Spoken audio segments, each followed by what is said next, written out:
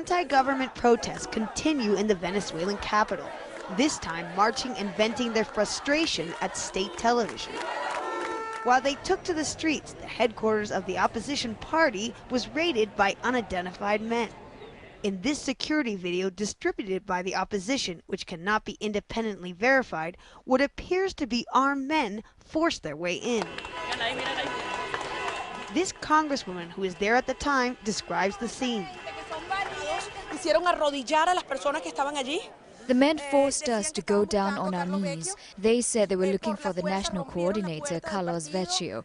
They knocked down the door, they were armed and they left.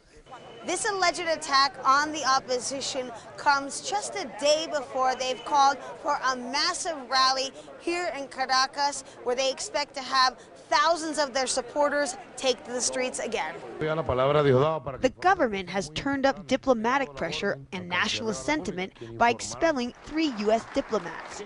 President Nicolas Maduro accuses them of aiding groups that are trying to overthrow his government.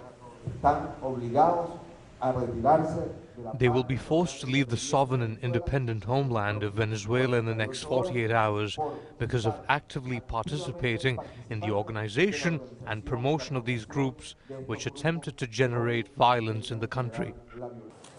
The U.S. rejected the allegation, saying the country's political future is for the Venezuelan people to decide.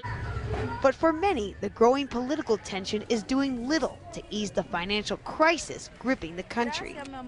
Venezuela now has the highest rate of inflation in the world, and for people like Andrea Patiño, it's getting harder and harder to support her family. I can't find milk, flour or coffee. Food is getting so expensive. With the opposition refusing to give up and the government increasing pressure, there's no clear sign when, how, or even if this political crisis might end soon. Rachel Levin, Al Jazeera, Caracas, Venezuela.